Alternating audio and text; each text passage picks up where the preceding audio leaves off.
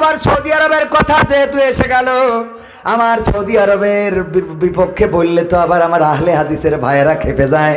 আমি মালয়েশিয়ায় সৌদি আরবে উমরায় যাওয়ার পরে আমার এক আহলে হাদিসের ভাই আমার বলতেছে, আপনার এখন আমি ধরাই দেব। কেন ধরাই দেব? কারণ হলো আপনি সৌদি আরবের রাষ্ট্রের বিরুদ্ধে কথা বলেছেন। কি বলেছি? রাষ্ট্রের বিরুদ্ধে আমি বলেছি শয়তান মুক্তি পেয়ে কোথায় গেল? আগে সৌদি আরবে এসেছে, কারণ একদিন আগে ঈদ হয় ওখানে, ঠিক না বেঠিক? আচ্ছা, এই কথাটা কি ভুল বলেছি? একদিন আগে যেহেতু ঈদ হয়ে যায়, তাহলে শয়তান একদিন আগে ওখানে ছাড়া পায় না? একদিন আগে তো সৌদি আরবে আসে।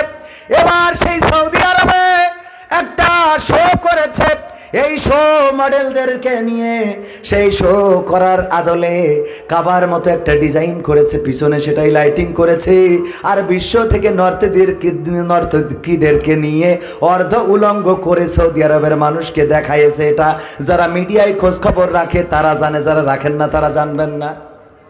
আমার প্রমাণ চাইলেও আমি দেখাইতে পারবো, আমার এখানে আছে। দেখেছেন, অনেকের চোখের সামনে পড়ে থাকতে পারে। অর্ধ উলঙ্গ মানে কি? যাদের এই সমাজে নিকৃষ্ট প্রাণী হিসাবে আমরা মনে করি, যাদের কারণে আমার যুবক তরুণদের চরিত্র নষ্ট হয়, যারা রাতে কল্পনা করে এমন যদি আমার একখান থাকতো। এইগুলো সৌদি আরবে আনুষ্ঠানিকভাবে রাষ্ট্রীয় পৃষ্ঠপোষকতায় দেখানো হয়েছে। এই কথার প্রতিবাদ করলে আবার দেখা গেল আমি ওমরায় গেলে আমার কাঠি খুলে দেবে। কারণ সৌদি আরব এমন একটা রাষ্ট্র, যা করবে সব হালাল, কিছু বলার কায়দা নেই। আর আমার আহলে হাদিস ভাইয়েরা পোশাক রয়েছে কিছু পোশাক, এরা যাই করুক তাই করুক, রাষ্ট্রের শেখ হাসিনারও কিছু রাষ্ট্রীয় হুজুর ছিল না? শাহবাগে এসে কয় আমরা এসেছি ইমানের দাবিতে। ওই ইমানের দাবিতে গিয়ে সাইদির ফাঁসির জন্য। কত বড় ইমান ওর, কত বড় ইমান! লোকজন সামনে ডাকতে হবে, লোকজন সামনে, ওরা বোর্ড ডাকলেও আসবেন আপনারা আসবেন। শোনো, একটু দেখি তাহলে আসেন, একটু জিকির করে না, জায়গা করে দেন। লা ইলাহা ইল্লাল্লাহ, লা ইলাহা ইল্লাল্লাহ, লা ইলাহা ইল্লাল্লাহ, লা ইলাহা ইল্লাল্লাহ, লা ইলাহা ইল্লাল্লাহু মুহাম্মাদুর রাসূলুল্লাহ। অনেকেই মাহফিলে এসে ঘুম দেয়, আছে না নাই? ঘুম দেয়, ঘুম পড়ছে, আধা ঘুম আধা কাক ঘুম, আমরা কাক ঘুম বলি। মাহফিলে কালেকশন চলছে, কালেকশনের সময় তো আরো ঘুম বেশি আসে না কম, কারণ টাকা যেন না দেয়া লাগে। হুজুর বলছে 50,000 টাকা কোন আল্লাহর বান্দা আছেন দেবেন? একটু হাত উঁচু করেন।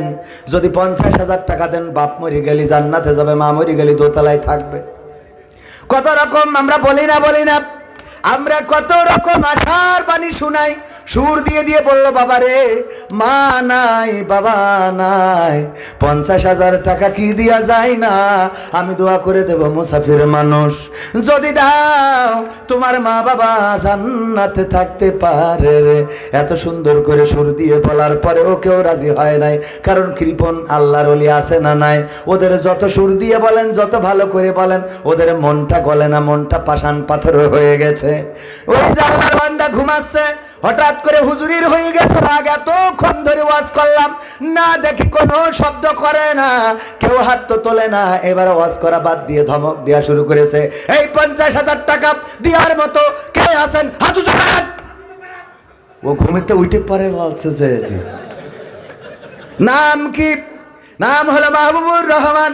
আল্লাহ মাহবুবুর রহমানকে কবুল করো, তোমার বান্দা 50,000 টাকা এই মাহফিলে করলো দান, আল্লাহ 14 গোষ্ঠী জান্নাতে দিয়ে দাও।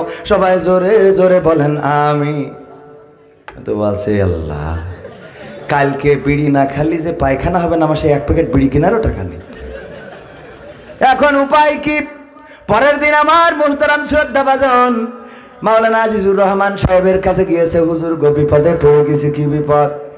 আমি মাহফিল শুনতে যাই, আধো ঘুম। হুজুর কালেকশন করছে, বুঝতে পারি নাই। বলছে 50,000 টাকা দেবেন, কে কে হাত উঁচু করেন। আমি খালি হাত উঁচু করেন এটা শুনে হাত উঁচু করেছি, আগের লাইন শুনি নাই। এখন কি হয়েছে? আগের লাইনে বলেছে 50,000 টাকা খেয়ে দেবে। আমি তো 50,000 টাকা কনতে দেবো, 5 টাকার 1 প্যাকেট আকিস বিড়ি কেনার টাকাও তো পকেটে নেই। হুজুর দোয়া করে দিয়েছে আমার 14 গোষ্ঠী যেন জান্নাতে থাকে। এখন টাকা যে দিতে পারবো না, এর জন্য কি আবার মা বাপ 14 গোষ্ঠী বের করে নিয়ে আসবে নাকি জান্নাতে? এই জন্য মন খুলে কান খুলে বিবেক দিয়ে ওয়াজ শোনার দরকার আছে না নাই? শুধু আমার কথার কারণে না, আল্লাহ রাব্বুল আলামিন কোরআনে বলে দিয়েছেন ওয়াইযা কুরিয়াল কুরআনু ফাসতামিউ লাহু ওয়া আনসিতু লাআল্লাকুম তুরহামুন। আমার আল্লাহ বলছেন যখন তোমাদের সামনে কোরআন থেকে বলা হবে, কোরআন থেকে পড়া হবে, তখন তোমরা চুপ থেকে তোমাদের বিবেকের কানটা খুলে দেবে, হৃদয়ের কানটা খুলে দেবে। উপরের কান দিয়ে শুনবে না, কারণ উপরের কান দিয়ে এক কান দিয়ে শোনে আর এক কান দিয়ে বের করে আছে না নাই? কিন্তু হৃদয়ের কান দিয়ে যদি কেউ শোনে তাইলে সেটাই শোনা হয়। এই জন্য হৃদয়ের কান দিয়ে শুনবে, যাতে করে তোমাদের উপরে আল্লাহর রহমত বর্ষণ হতে পারে। সবাই জোরে জোরে বলেন সুবহানাল্লাহ। সুতরাং হৃদয়ের কান দিয়ে শোনার দরকার আছে না নাই? ও এবার ঠিক বললেন না তো জোরে, কারণ হুজুর যখন বলিস তাহলে মনে হয় হতেও পারে। আমাদের মধ্যে এই না অবস্থা। এই জন্য কিছু মাদ্রাসায় আছে ছাত্রীদের বলে যদি তুমি আমার সাথে না আসো তা জান্নাতে যেতে পারবে না। তাও তো আপনারা নাউজুবিল্লাহ বললেন না, মনে করেন তাহলে এটাও মনে হয় ঠিক আছে। মানে হুজুর তো এটা মনে হয়, যদি বিশ্বাস না হয় মোবাইল খোঁজেন, দেখেন জাহান্নামের ভয় দেখায়, জাহান্নামের ভয় দেখায় মাদ্রাসার শিক্ষকেরা পর্যন্ত ছাত্রীদের সাথে আকাম কুকাম করে, আছে না নাই? না থাকলে খুঁজে দেবো আমি, আমার কাছে আসেন।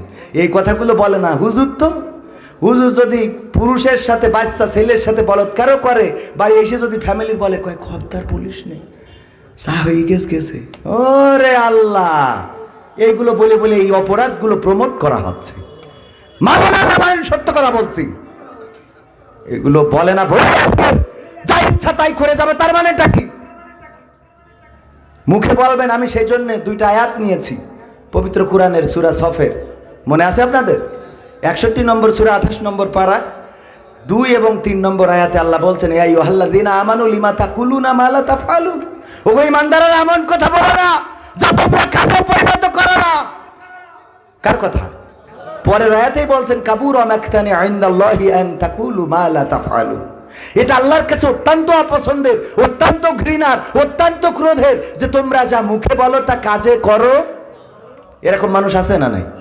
বলল যে পালাবো না, প্রয়োজন হলে ফখরুলের বাসায় গিয়ে উঠবো।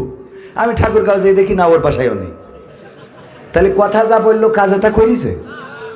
বলেন কত বড় শয়তান! কথা যা বলে কাজে তা আছে না নাই? আবু সাঈদের এই ঘটনাটা বলেই শুরু করব। ভাইরা আমার, মুহাদ্দিস আবু সাঈদ রাহিমাহুল্লাহ যাচ্ছেন নৌকায় চড়ে। তখন নৌকায় চড়া জায়েজ ছিল না? এখন কিন্তু জায়েজ নেই। এখন গোপনে গান গায় আমার দরদি, আগে জানলে তোর ভাঙা নৌকায় চড়তাম না, ভাঙা নৌকায় চড়তাম না, আর এই বিপদে পড়তাম না। ওরে বর্ডারে খাইলাম ধরা, ছাড়াইনোর লোক তো পাইলাম না। আগে জানলে তোর ভাঙা নৌকায় চড়তাম না। ঠিক না বেটা? ভাঙা নৌকায় আজকে দেখেন যারা ট্রাইব্যুনাল বানিয়েছিল বিচার করার জন্য, ওই ট্রাইব্যুনাল যারা বানিয়েছিল, যারা ইন্ধনদাতা ছিল, আজকে দেখলাম সবগুলো ওই ট্রাইব্যুনালের আদলে বিচার হচ্ছে। পরের জন্য যদি খানা খোঁজো রে, সেই খানায় তুমি পড়বা মনে রেখো রে। লাগে না? ষড়যন্ত্র করেছিলেন। আল্লাহ বললেন মাকারু ওয়া মাকার আল্লাহ আল্লাহু খায়রুল মাকিরিন। আল্লাহ বলছে তোমরা চক্রান্ত করো, ষড়যন্ত্র করো, পরিকল্পনা করো, কিন্তু আমি আল্লাহ তোমাদের থেকে বড় পরিকল্পনাকারী। মনে করে না আমি ছাড় দিয়েছি বলে ছেড়ে দেবো, আমি ছাড় দিই কিন্তু ছেড়ে দিই